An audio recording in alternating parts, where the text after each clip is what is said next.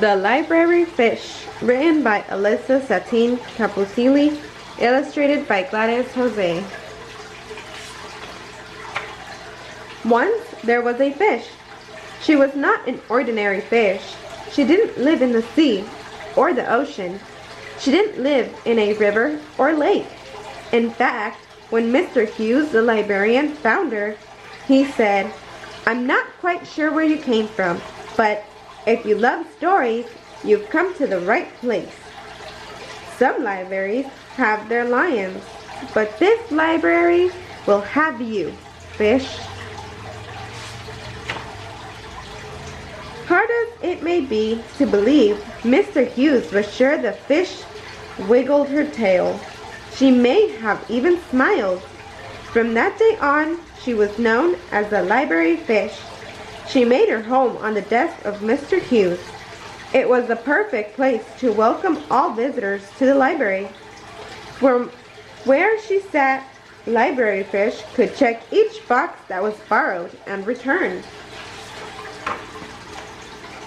Library Fish quickly grew to love story time. Mr. Hughes read stories that made her laugh out loud. He read poems that filled her with wonder.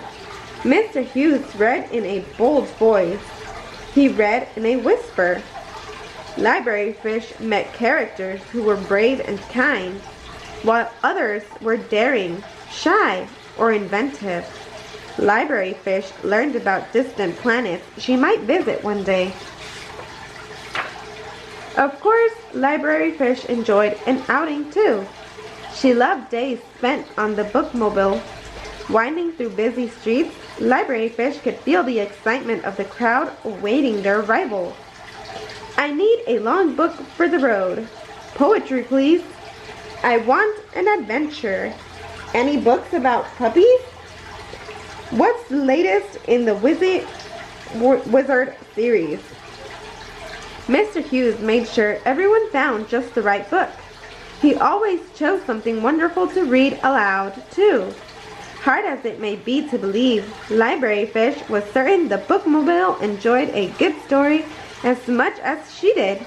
She could feel his engine rumbling with joy. "Libros en español, por favor. Are there any new graphic novels? I think meerkats are cool. I'm just learning to read." One morning, Library Fish awoke bright and early. She waited for Mr. Hughes to arrive with his usual good morning. Library Fish, she awaited and awaited, but the library doors remained closed. Where could Mr. Hughes be? Library Fish looked out over the shelves. Every book sat patiently in its place. She looked out of the long windows. Could it be? There, for as far as she could see, was snow, thick snow, falling faster and harder than Library Fish had ever seen before. It reminded her of a story Mr. Hughes read, where snow fell so high and wide it made busy city streets come to a stop. Could snow make the library come to a stop too?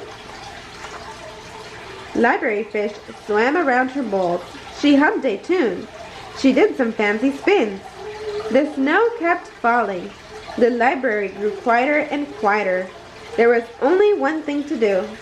"The library may be closed on the outside," said Library Fish, "but it's always open on the inside. There's a story waiting for me. I just have to find it." Library Fish jumped. She leaped. She wiggled. She didn't get far at all. "Hump," she said.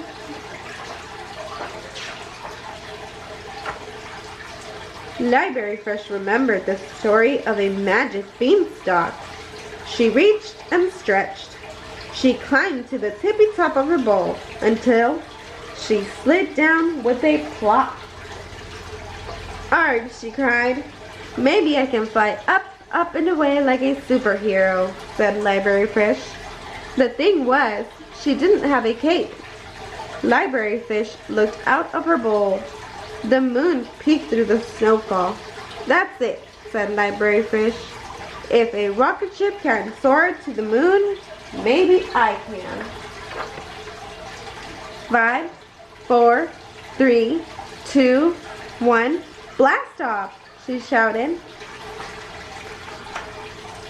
And with one big splash, Library Fish landed safely at the foot of a towering stack of books.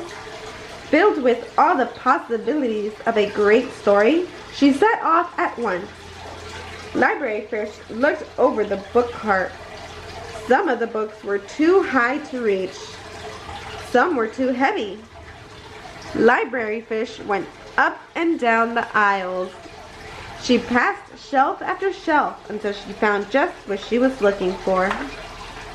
There, in the storytime corner, were plenty of books, ready for reading. Library Fish settled into a comfortable, cozy spot. She opened cover after cover. She turned page after page. She pored over wonderful illustrations, and before long, something extraordinary happened. Library Fish was just about to reach for one more story when she heard it. First, a beep, then a honk, and then, broom, broom. Why didn't I think of this sooner? Library Fish said with a giggle.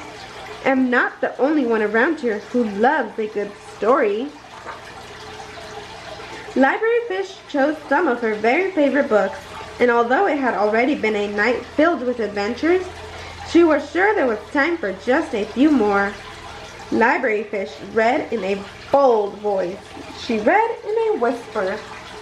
She read until she laughed out loud. She read until she felt the bookmobile's engine rumble with joy. And before long, something extraordinary happened.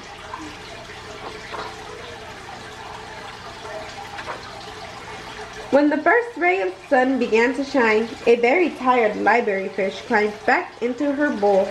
She dreamed wonderful dreams until... Good morning, Library Fish, said Mr. Hughes. Are you ready to welcome our visitors?